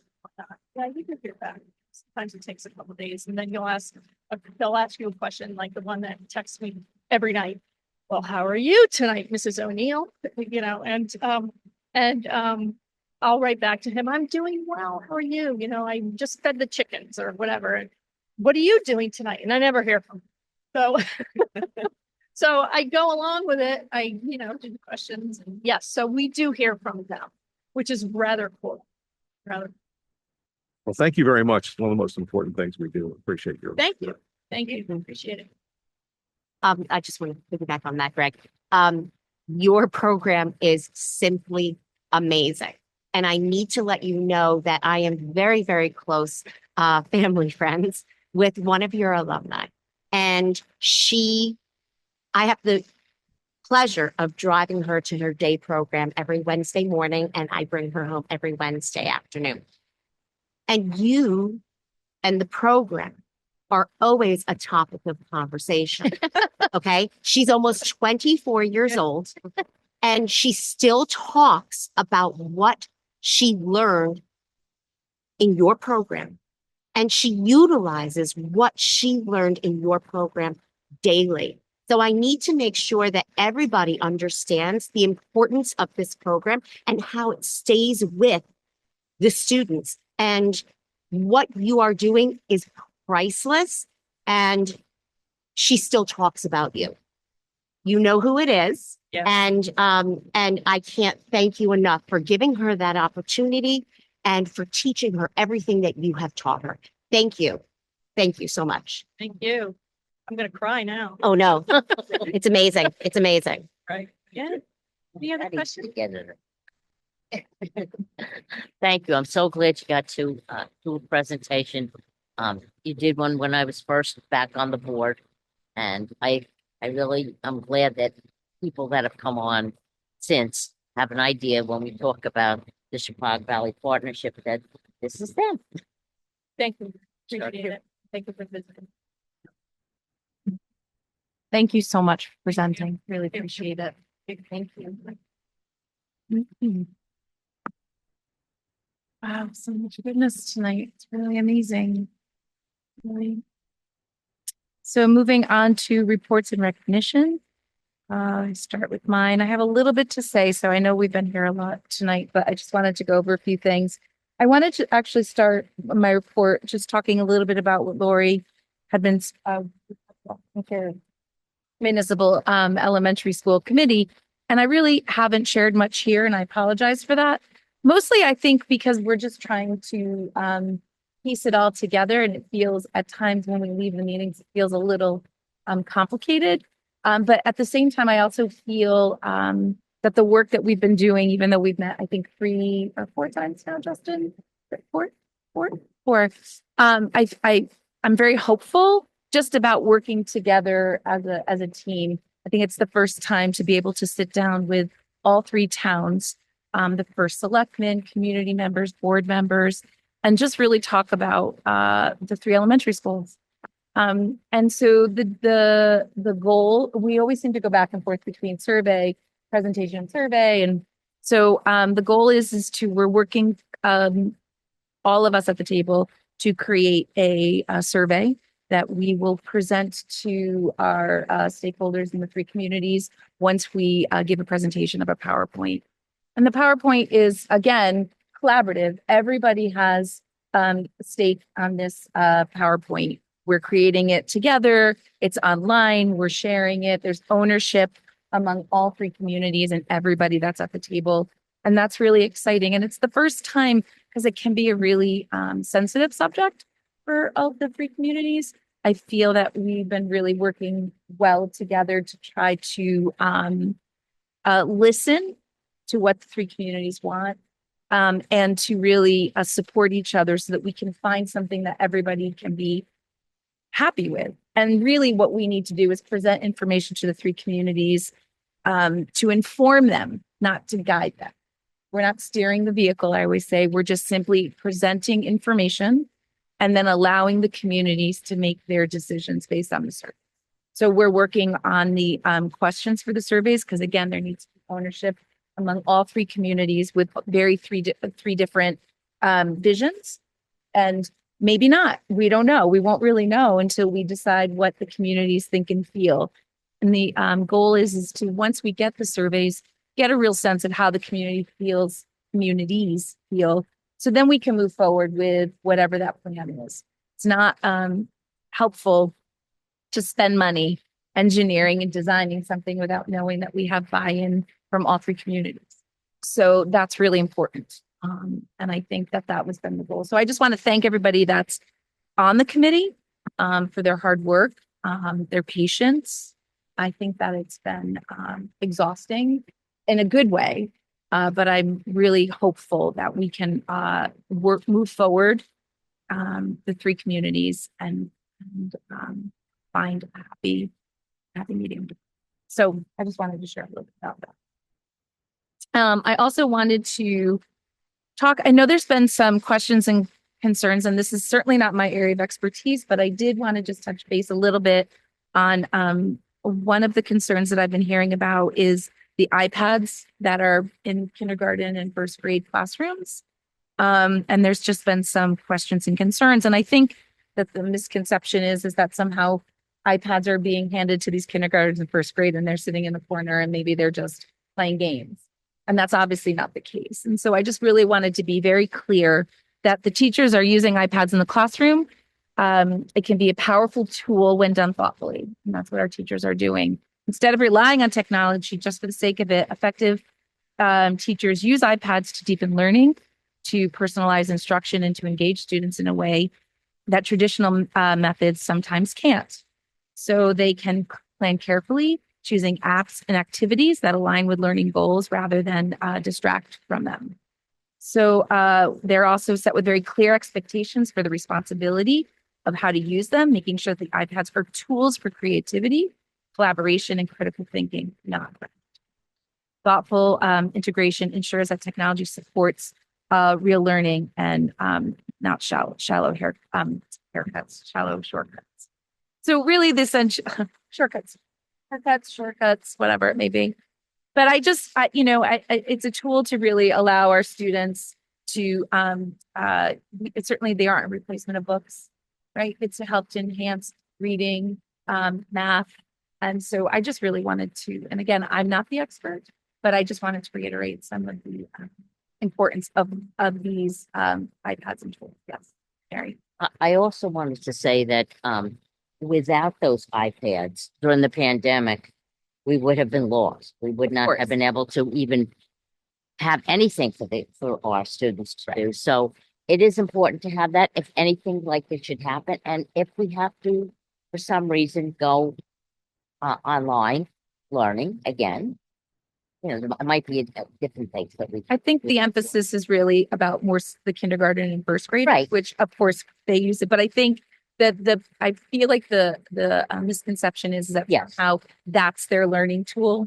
It's one of many tools in the bag, so to speak, to allow and also too, this is 21st century learning. So we want to make sure that our students are up to par with all the other districts and not only our state, but throughout the country. So I just wanted to share a little bit about that.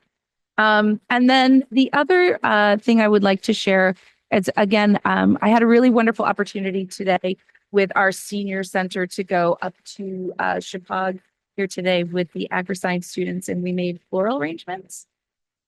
And it's just, again, such a wonderful opportunity to engage with the students in a way that I don't normally get to see. It was really a one-on-one experience with our senior community and the students in this class. I sat down with 3 seniors actually while we created my floral arrangement, which of course it didn't look like everybody else's. Be a little bit more wild than my floral arrangement. But I was so enthralled with these students, and I loved asking them what they were doing next year, what their interests were. We just talked a lot, and I mean, and I know this sounds so silly, but it's eye contact. They were asking me questions. We were laughing. I was watching other students engaging with other of our senior communities, and when we all left, everybody was so thrilled, and also again just so impressed with the students and how they interact with our adults in our communities that are outside their comfort zone. So it was just a really amazing, and we had some pretty amazing flower arrangements. So those are my.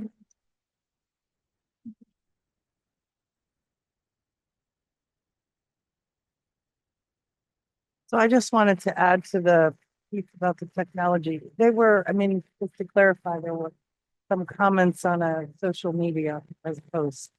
So this isn't necessarily a widespread concern.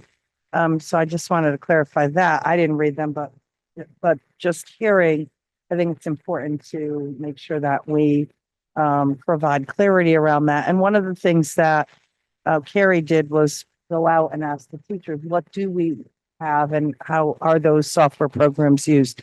There's a wonderful document that they put together. I said, Carrie, we need to put this online. So eventually, soon we will, just so that parents can see with all transparency the kinds of software and programs we use. But something you just said, Mary, that resonated with me, that was we learned a valuable lesson, not just in Region 12 or the state, across the nation during COVID, that we were way behind. And it really scared a lot of educators because the students were further along than we ever would be at that point. And so we definitely learned about all those software programs because we explored and had to. And so, the comments about, students need to really focus on reading and writing. That's what they're doing with their iPads or their any kind of device. And I can see that's an immediate reaction. But if you think of the alternative, years ago, it was stand and deliver and worksheets and workbooks. I mean, this is just one tool to engage students. And if you can't engage kids, then they're not learning either. So I think just thinking having more clarity around what its purpose is And you're right, Jen, they're not just sitting around their devices all day. There's a purpose behind it and it really is learning. So I just wanted to add that. Yeah, I But think, that wasn't all my report, but go ahead. well, and to just like continue on that like thread is that I think the important thing there is the thoughtful use. Because we also do know our kids and how sometimes they like run away with their knowledge of how to use technology before we as parents or teachers or caregivers know how to keep up with. So that is something I think just as we continue to use it, is that we need to continually be, you know, on the adult side, figuring out how we're monitoring that because kids do find ways around things. And I think, you know, I'm sure there are parents who have, I don't know about the Facebook post, so I don't know if it was like a personal, like, you know, whether it was an anecdote or something about like, I'm just, you know, wondering or, you know, projecting onto the group. But, you know, I'm all for using the technology, but again, with those little kids and figuring out, they're just so quick at figuring out how to get around things and how to get to websites that they should or shouldn't be on. It's figuring out how do we monitor it? How do we make sure they're using it appropriately? How do we monitor our time with it? And really like doing both things, right? Maybe using some of those older, you know, ways that are difficult to engage kids in.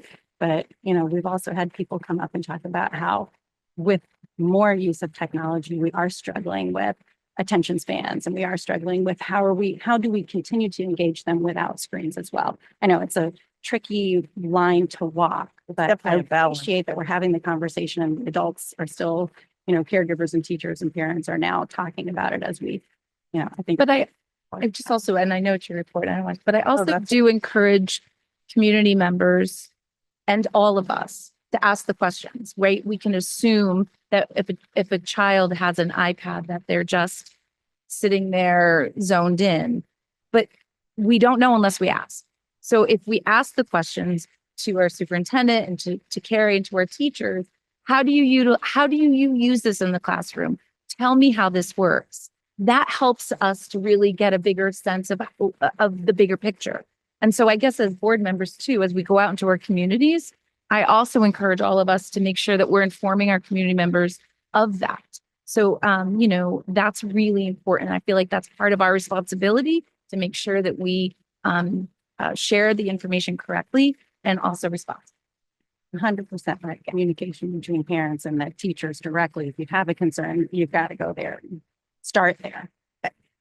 And we as educators grapple with that very thing. We were just talking about it during our admin meeting because, you know, the book, The Anxious Generation and all of that, and social media and how kids get involved in that's kind of separate from this stuff. I mean, the experts are the teachers in the classroom and know there's a balance, right? There's a purpose behind it.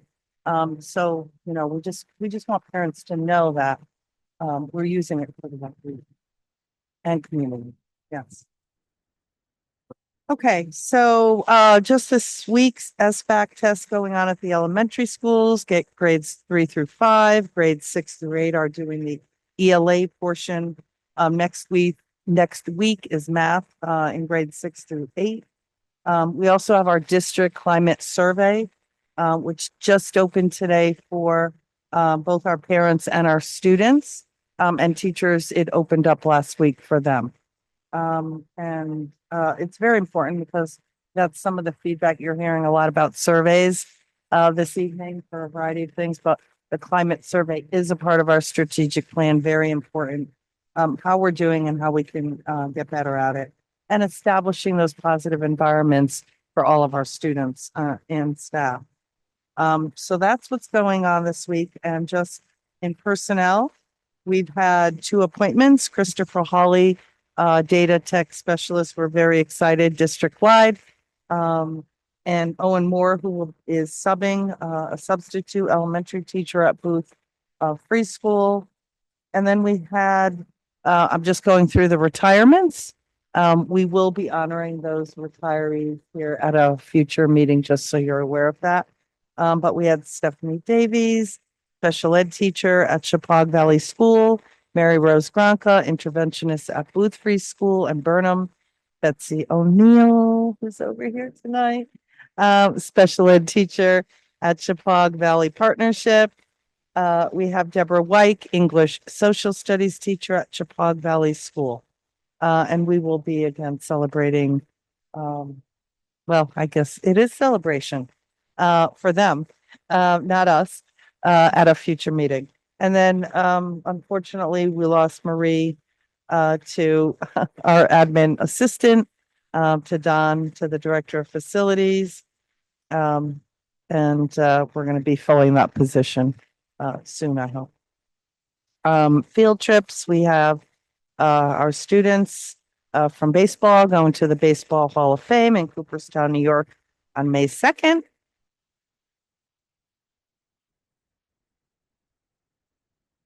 Wow. That's it. I have a question, So- Marie. Yes. Well, first of all, I think it's great that the kids are going to the Cooperstown to the Hall of Fame. I've been twice and it's an amazing experience, and I've watched games on that field they're going to play on. I think that's a wonderful thing for them. The other thing I wanted to ask is you mentioned the SBAC tests are going on there as third graders to fifth graders. Those tests are done how? No, but they're done with paper and pencil and They're all online. entirely done on computers. So it is a mystery why we would ever expose the first and second graders to computers. Point. Thank you. Point. Well done. Well done, Greg. Okay. Treasurer's report, Alex. Yes, we are going through the numbers. It's a little misleading, but I'm going to give you the numbers anyway. Last year at this time, we had 12.89% of our budget left. That's after encumbrances. And this year, we have 14.59% left. So we're basically a little over a point and a half ahead. So we're in good shape financially. That is my report. Thank you very much. Committee reports, Agri-Science Committee, Mary. No report. The next meeting is June 6th. Thank you. Chris, Nothing new to report. Our next meeting is going to be June 9th. Ed Advance, Joe. Nothing new to report. Our next meeting is this Thursday. Finance and Operations, Alex. Yes, well, Nicole stole a little of my thunder earlier, talking about what some of the things that happened. But we had a meeting and we went through a couple of different things. There was some 3 transfers. If you're interested, just look into the minutes from the meeting of April 21st, and I'll give you the breakdown. And we talked about this room and what we're going to do with it, which Nicole stole my thunder again. I know. And the kitchen, we not at this meeting, but the one before, we had a walkthrough of our kitchen, and it was aside from getting locked in the basement, which we did. You did. We definitely need some work. The one thing that Nicole did not mention is we took a walk through the art rooms, and what we've seen tonight, some of the what comes out of it. We're going to need some work done on them also, but this is a future project. It's not in the mix right now, like this room is. And this room will be set up so that it facilitates learning. It won't be a library per se. It will be a learning center. And the furniture will have wheels and it'll be able to be set up in different formats. And it should be a very good tool for the school. And that is it for my report. Thank you so much. Labor negotiation. I don't have anything new. We're probably next meeting in the fall when we have the teacher's contract. Policy. So we just had our meeting earlier tonight, and there's a bunch of things to talk about. The first one, we reviewed the Title IX policy, and Shipman and Goodman has advised us to revert back to the 2020 policy. Then we talked about two policies which are closely related, policy 1230, community relations, school security and safety. And we reviewed the changes that Shipman and Goodman made. And these changes are made to provide a protocol if federal immigration authorities attempt to enter the school. And, policy 1230 is community relations, and this refers to or deals with visitors and observations in schools. Also, these are Shipman and Goodman's revised, revisions, and changes were made to determine what happens if a federal immigration authority shows up as a visitor. And motion was made to bring these policies to the board for a first read for not the meeting next week, but the one on the 19th.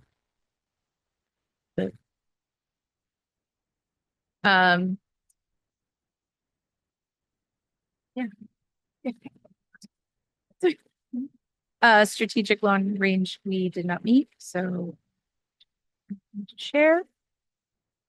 New business to consider and if appropriate, approve non-renewals of staff positions for 25.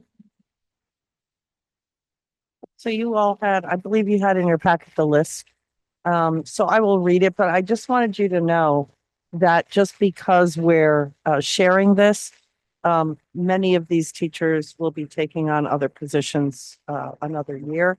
One is going into student teaching, and others, they truly are leaving because they were building subs, and it truly was just that period of time. So just so you know that. So we had a 1-year elementary teacher, Elizabeth Ackerman, Bridget Douglas, the Booth Van Burnham building sub, Leslie Holz-Gruby, who is retired, who was filling in 1 year for language.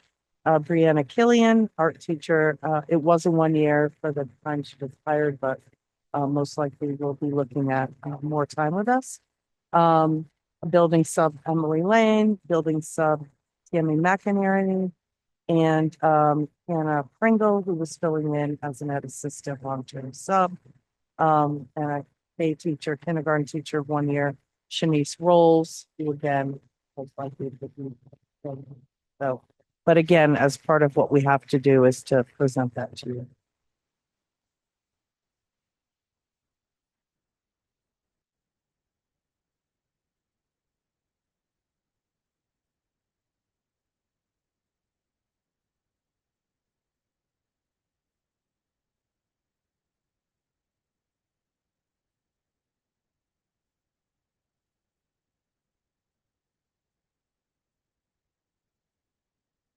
To consider and if appropriate, approve the field trip request to the FFA National Convention in Indianapolis, Indiana, in October 27th through November 1st.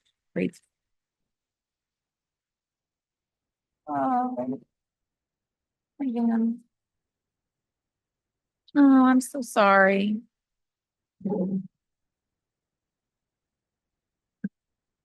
So I know I'm a familiar face, but just in case, I am Megan Berry. There's two Megans in the department, so sometimes it's important to clarify that. So I teach animal science, and I have the opportunity this year to serve as the lead FFA advisor, which is a position near and dear to my heart. So we are very excited to be presenting to you guys, hopefully, the opportunity to take 40 students from our agri-science program to the national convention this fall in Indianapolis. We will be busing out again. It's a 15-hour trip one way, and students will have the opportunity to explore our Career Expo, which has over 300 vendors and colleges that the students have the opportunity to speak with. Our seniors this year really took that away from their trip. It was a major highlight for them. In addition, there are workshops led by students and national officers, which is a really cool opportunity for students to see leadership at the national level. And then we also try to do some fun things tucked in there as well, including a national rodeo, as well as trying to see possibly about doing something like the zoo or a breakout room or something of that nature to kind of build some bonds on the trip. So I'm here to help support the trip and answer any questions. I actually have a question. So 40 are this year. How many students were last year? We took just about 30 students last year, which were officers, 2 winning teams, and like 4 to 5 delegates from different grades. Great. Okay, great. Thank you. Okay. I just wanted to move, to put it on the, Oh. to do it. And I'll move that we, approve the field trip, request of the FFA National, to the FFA National Convention in Minneapolis, Indiana on October 27th to November 1, 2025. And students in grades 10 through 12. Second. All in favor? Well, before you, Oh, no, yeah, go ahead. I want, Sorry. I think it's exciting that you're taking 40 kids this year, and I think that's wonderful. I think the more students that participate in this, the more excited they're going to come back, and the better and more exciting the program will be. So that's excellent. Thank you. Thank you very much. We're excited. We have some opportunities for kids to help fundraise for it as well. So that's gonna be a big change this year that we're looking forward to. Any other questions? All in favor? Anyone opposed? Thank you. Congratulations. Thank you. I know. I just want to say, I thank you all for being here so late tonight. I just want to notice that this is the first time all year that we've been here past 9. Angela, just letting you know that. All year. Can I have all year? It's true. I know. Can I have a motion to adjourn? Yes, always. All in favor? All right.